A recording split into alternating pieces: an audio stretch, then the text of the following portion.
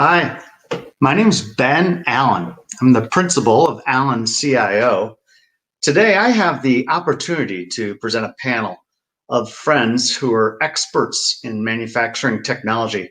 We're going to be focusing on Microsoft 365 today, and my presenters, who I'd like to introduce to you now, are all experts, as I said, in various technologies as it relates to Microsoft 365. So if I could bring up the other presenters, I have three people. Starting in the lower left, that's Leslie Kenny. Leslie is the VP of Marketing for CRAN. Dicey Matthews is in the top right. She's the lab manager for Proby. And Jason Scow is the quality manager also for Proby.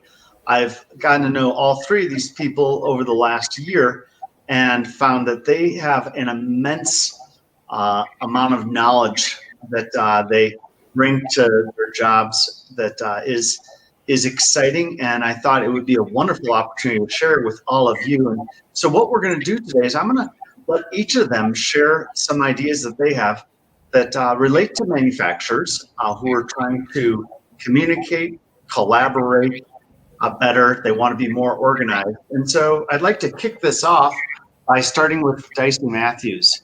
So Dicey, you're someone who is strong at Power App, Power Automate. You've gone into a number of different technologies, but share with us what you'd like to talk about with us today as it relates to manufacturing.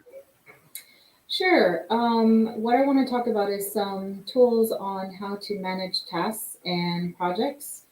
So Office 365 has a couple of tools that you can use. You can use Microsoft Planner, and then there's also the To-Do app. So they're very different and very similar in so many ways. It can kind of get confusing as to what to use and when to use it. So that's kind of what I wanted to talk about today then. So go ahead, Dicey, take it away. Okay. So first of all, I'll start with Planner. Planner is a very nice tool where you can not only keep track of tasks and due dates, but also assignments and have asynchronous communication about the task. And let's see if I can share my screen here.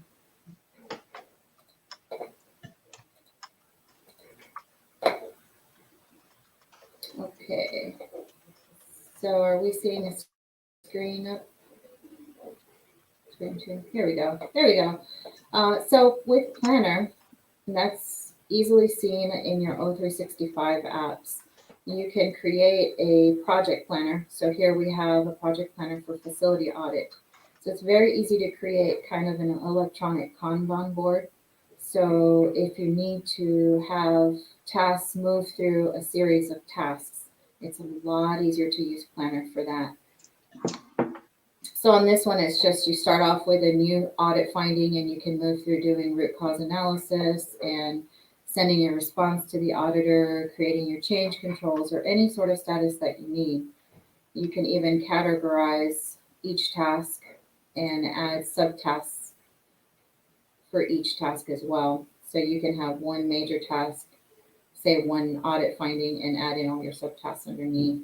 You can also send conversations amongst each other of those that are assigned to the task as well. And the easy thing is if you've moved it, say I've got this new audit finding, I've already started my CAP, but it's really easy to just move these from one status to another like you would with a Kanban board. And it's also easy to filter these by when they're due or even by your labels and look at those, just those specific things that you're looking for. So it's real nice. On top of that, you can also look at charts to see where you're at with your tasks. So the best thing to use Planner for is really for projects or for things that you have tasks that have to move through specific tasks. So it's easy to see where along that status board your tasks are. So that's, yes, go ahead. Oh, may I ask, how are you using Planner within the lab right now? So Planner right now is for all of our main projects. So we keep different projects under different what's called buckets. That's the statuses up here. and we're able to keep track of where we are on certain projects and what tasks are done, or even just a reminder of when things are due. So that's currently what we're using Lab Planner in the lab for. You're referring to the different buckets as well, where you can put things in different planner boards. Is it easy for a particular individual to just see all the items that they've been assigned? Yeah, it's pretty easy to come in here and just filter by who's assigned. So I can look at myself and just see what's assigned to me. The other thing is if you're using Teams, then it's a lot easier too in Teams that you can go in and look at your items in Planner in Teams as well. Or you can group by different things of who it's assigned to, and you can go along and see who's got an assignment. So it makes it really easy. With a regular Kanban board, you have just the one way to look at it, just view by status. But here in the planner, it's a lot easier to filter and regroup it how you need to look at it. And also, you don't have to go to a specific location where your Kanban board is at. It's easy to see it from wherever you have access to your computer. The one thing that Planner does not do well is if you have recurring tasks. So if you have a task, say you have to clean a certain piece of equipment every month, or any of those kind of tasks that are run on a certain frequency, those you can't really do too well in Planner. There's no ability to do a recurring task, which you can do in tasks or to do. So this is the My To Do app. And the really nice thing about the My To Do app is that you can create as many task lists as you need. You can also share those task lists with other team members so that you can actually add assignments for these. So here I've got a preventive maintenance task list. So it's really nice to be able to create recurring tasks for certain PM duties. And once it gets clean, it gets marked off, it'll go ahead and create a new one for the next month if it's a monthly or weekly. So that's one nice thing, and it's easy to assign to anyone in the group as well. And this one also has subtasks and the ability to put in notes and add documentation. So it's a really nice way to keep track of recurring tasks in here. And if you like to use the email flagging in your email in Outlook, where you can flag emails of when you want to work on them, you can easily look at it in your To-Do app. It'll show up any flagged emails in there. Any planner assignments show up in here as well. And you can mark anything as important and it'll show up in your important list. And the really nice thing about the To-Do app is that you can actually add things to your My Day list. It's real easy to go in here and just add the things that you want to work on today. So when you start getting 50, 60 tasks, it's kind of overwhelming to look at all of them, but it's really easy to just add just the few that you need to do for the day in this My Day section. And it'll be there for the day. It resets the next morning and you can add new stuff. One thing I like to do, especially to keep organized, is to keep this up all day so I know what I'm working on and what I need to work on next. And it's really nice to check something off and hear the little ding that it shows when you check things off. It's a little rewarding. It feels like you did something. So I really enjoy it. It's a nice place. The To-Do app is really a nice place to keep all of your tasks organized, whether it's in your to-do list, shared group task list, or in your planner. So it's a really great place to keep track of all of those things. The tasks in To-Do, what is that the same as what's in Microsoft Outlook? The flagged emails are. So if you're in your Microsoft Outlook and you flag any of your emails, they will show up on your flagged email list. So you can actually keep track of those as well and add those to your My Day list as well. Got it. Do you also go for, I believe there's mobile apps for To-Do and Planner. Do you utilize those on your phone or do you just use it when you're at the office? I mostly just use it on the office. Yes, you can add it to your mobile app. There is a mobile app for each one and you can add both of them to your phone. if I heard you clearly, I think what I understood in regards to planners, that Planner is a great tool to manage tasks across your department for different things that need to be addressed. But when you get to a reoccurring task, it's better to do that in To Do. Yes. Am I understanding correctly that most of those tasks, they're better in Planner, they're better in buckets there versus putting those in To Do? Is that what I kind of heard you say? Yeah. So when you're looking at what your project is and you're looking at your tasks, it's a lot easier to keep track of say one big project that has multiple tasks in Planner. So if you have a specific project that you're working on, that you have multiple people working on it with multiple tasks, then it's really easy to keep it in Planner.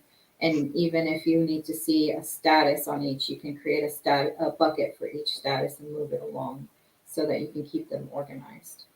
To do is more for personal tasks and for recurring tasks. It didn't used to have the ability to share lists, but now that it does have the ability to share lists, you can also use it for team tasks as well if they're um, maybe not as complicated as they might be in a project. So it's a lot easier to keep it there as well, especially if it's a recurring weekly, monthly, quarterly task. It's a lot easier to keep in there because you can, once you complete it, it'll automatically create a new task for you for the next month or for the next week. Dicey, this is terrific information. This is exactly what I was hoping to hear, are your best practices as it relates to both those applications. So thank you so much for sharing. Thanks, no problem.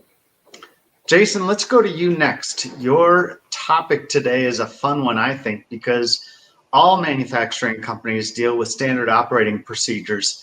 And I feel like so many of them are still stuck in the paper days, not realizing what's available to them in Microsoft 365. So please, Jason, share with us about standard operating procedures in Microsoft 365.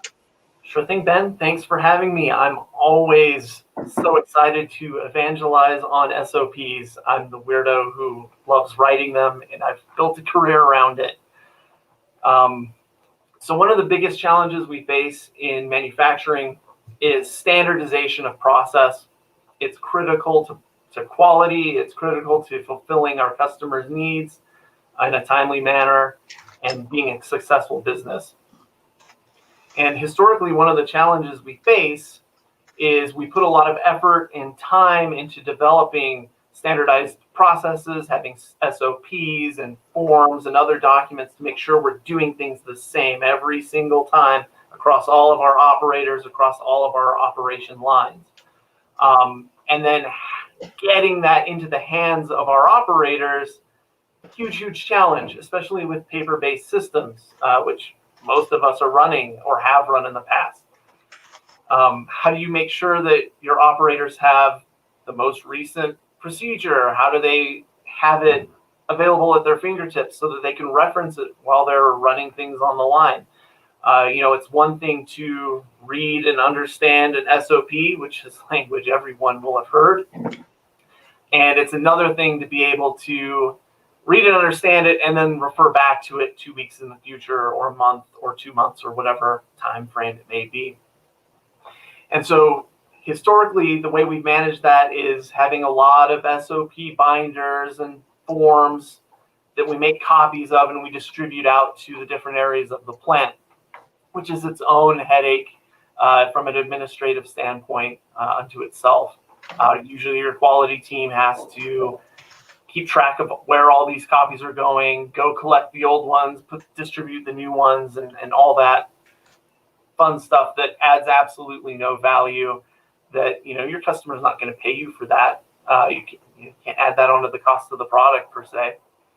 So I want to talk a little bit about how we can utilize technology, specifically SharePoint, to alleviate and address that issue and also enhance our SOP systems and things like that. So one of the ways that we can really address this is by leveraging SharePoint and uploading our documents into document libraries in SharePoint.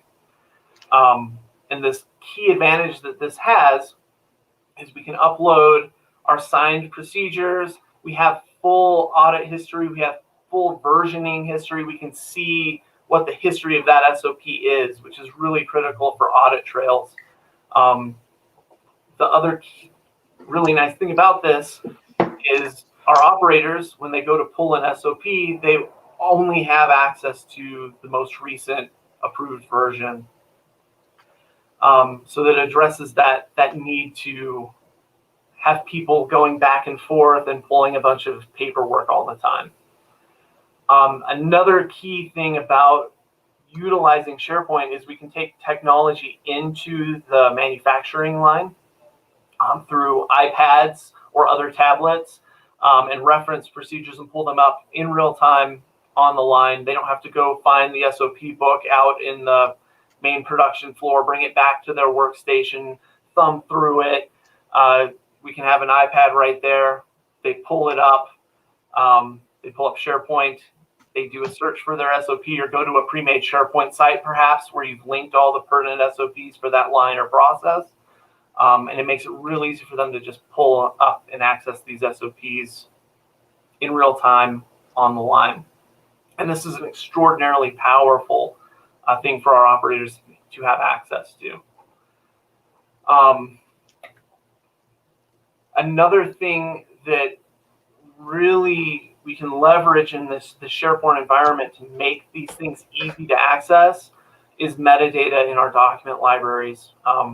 In a manufacturing site, you're going to have 200, 300 different SOPs, which is a challenge to navigate, even for the people administering the system, certainly for the operators. So, I alluded to it earlier, we can utilize and leverage metadata to build really comprehensive lists of procedures that are really flexible. We can populate our metadata so that we identify which procedures apply to this tablet press. We can use metadata to say which procedures apply to this process, so everything that applies to our blending process, for example. And we can create these views in SharePoint where we're automatically filtering out by these different metadata tags, and then we can create custom views, and that generates a link, essentially a web link, which we can embed in a SharePoint site or OneNote or any other piece of this ecosystem, where people can click on it and it takes them to that list, to that view, and they're only seeing the SOPs that are pertinent to what they're needing at that time. So we can really leverage all these different pieces to make it really simple for our operators to be informed and for our operators to always be performing the tasks that we need them to the same every single time. And that's the power of this ecosystem when it comes to our documents. I'm wondering if our audience is somewhat curious about metadata. You explained it and talked about some metadata tags. Can you talk a little bit more about that with someone who's never actually heard the term metadata and what it means?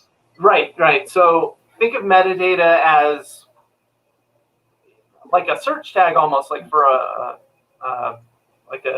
search engine you might use online. When you put a file into a document library in SharePoint, we can create different buckets of information that we populate for every file that we upload, and that's the metadata that goes into this. So we might have a bucket or column of info for which equipment this procedure you've uploaded, what does it apply to, and you could populate all of your equipment in there. And it's limited by your imagination, really. What kinds of metadata, what kinds of filtering would you want to have for all of your documents in that library? So all of your SOPs, you might have one for process, you might have one for department, you might have one for site if you're working with multi-site production facilities, you might have ones for pieces of equipment. So that's metadata in a nutshell, and it's extraordinarily powerful for this sorting and filtering that we talked about a little bit earlier. I want to also touch on something that you and Dicey, I know, are amazing at. Would you speak a little bit about the workflows and how they incorporate approvals and potentially notifications / reminders to move things on? How does that relate to SOPs? Right. So once you've got your SOPs in a library and you've sorted that out, how do you make these things accessible? It really opens up and gets crazy when you start talking about Power Automate and being able to build workflows that are almost fully automated to take over a lot of the administrative work that your quality team is potentially doing. So we can leverage Power Automate to automatically, when we upload a document into a library, we can do a lot of different things with it. We can automate an approval process. We can send notifications out. We can link them between different libraries. So you might have a working library for your SOPs that are in like a Word document format or something like that, that's controlled by your quality team. And then you can run Power Automate to, once it goes to trigger an approval process, route it through your ops leaders who need to sign off on it, your quality leaders who need to sign off on it. And once you get all those signatures in place, populate it into your library for general use as a PDF potentially, so it can't even be altered. And these things can all be automated through Power Automate once you're familiar with how to build those out. And it's really simple. There's like no programming involved at all, which is why I can do it. I can't program anything. I'm a journalist. I went to school for journalism. I don't know how to do that stuff. But Power Automate's really simple. It has a nice user interface. You don't have to know any coding. So once you figure out how to build these libraries, it's easy to build these automation steps. Yeah. It takes so much of the administrative labor out of it so that your teams can focus on value-added activities. Jason, that's awesome. So it is exciting. I like to touch on the one point that Microsoft offers hundreds of templates for those novices who want to learn how to jump on that. I'd like to finish off with bringing Leslie Kenny on. Leslie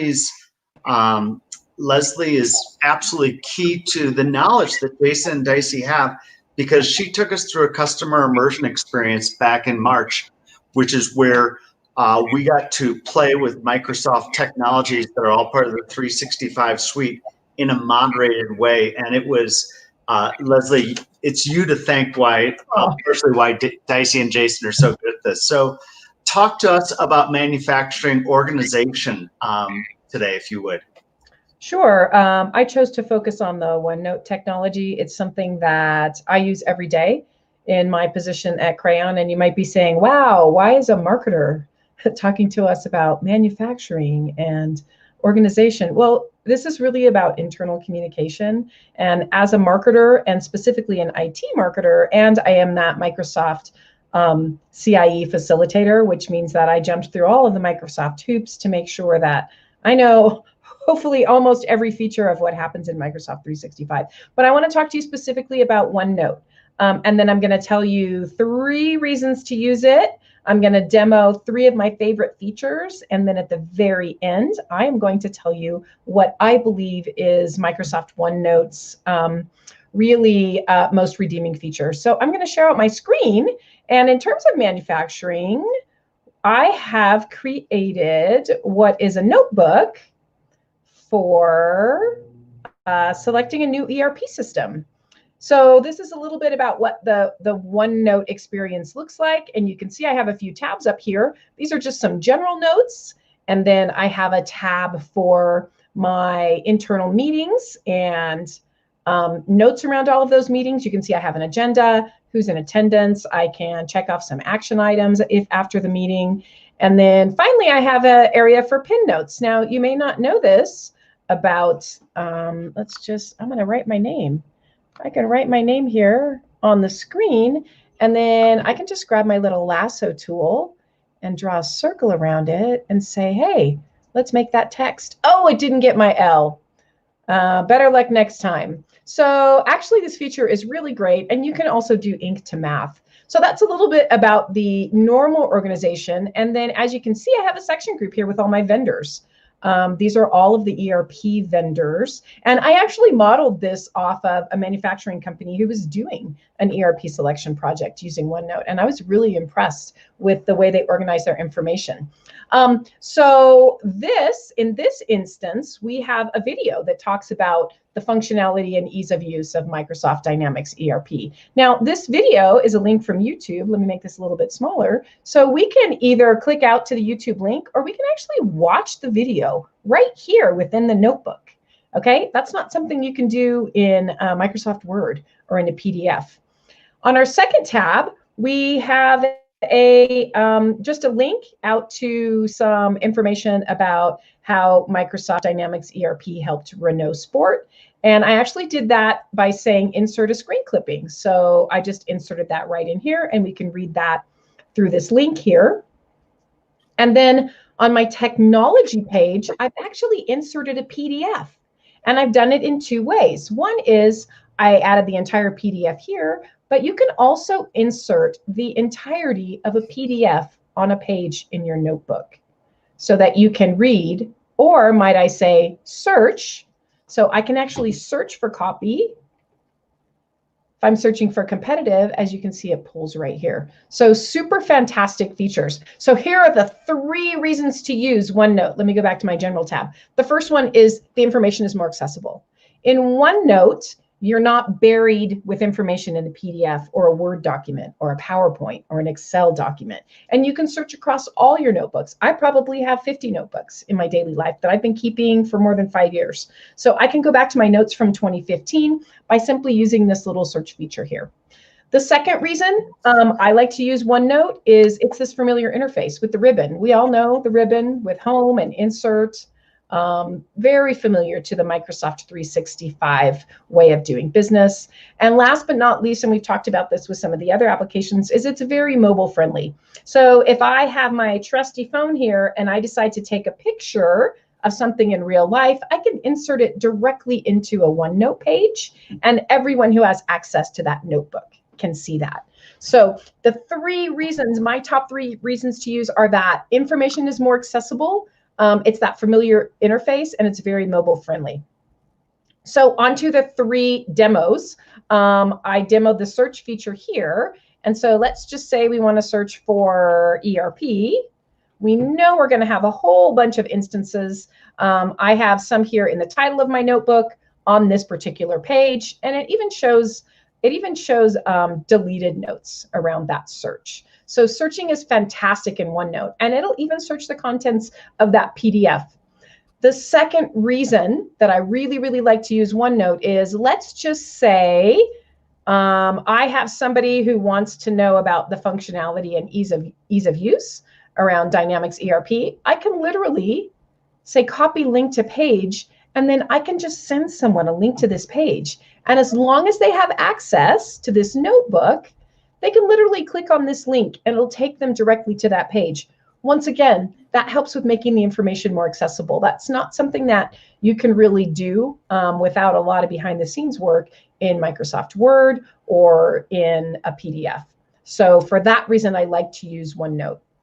The other, and probably my most favorite feature here, is being able to go into my email and send information directly from email into a OneNote notebook page. So this email is really about Microsoft Dynamics 365. It's a guided tour. And so if I decide that I want to send this to my notebook, all I have to do is click on this little move icon, and I can say, okay, that's going to go in my ERP selection notebook, and it's going to go in this section group under Microsoft Dynamics.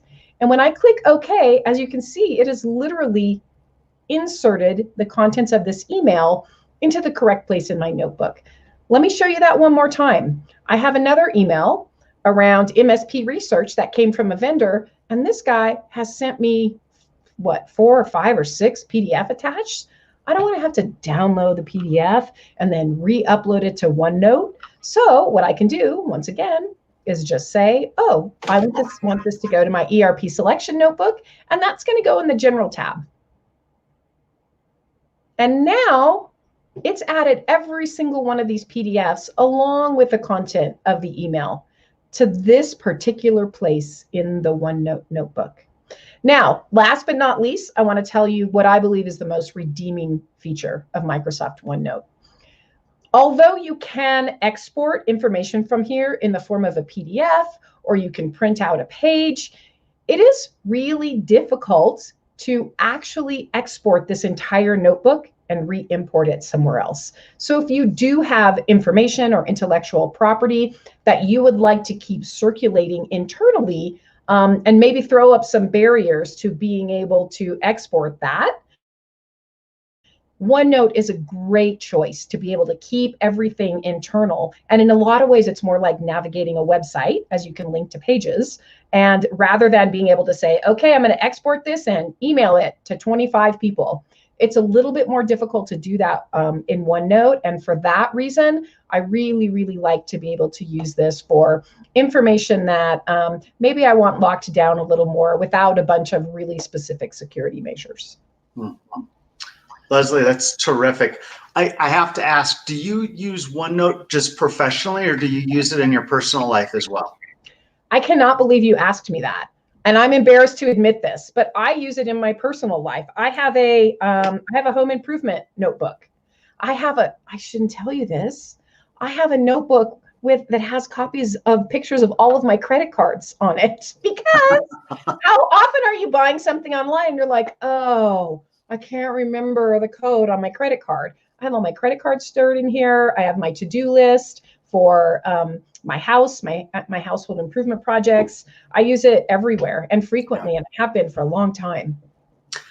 Leslie, that is a wonderful overview. So I want to just close this up for the day and thank all of you that this is exactly what I was hoping, giving away some tips about Microsoft 365 and how it's being used in the manufacturing world with real world stories. So Dicey, Leslie, Jason, thank you so much. I appreciate all of you. Great job, and have a wonderful day.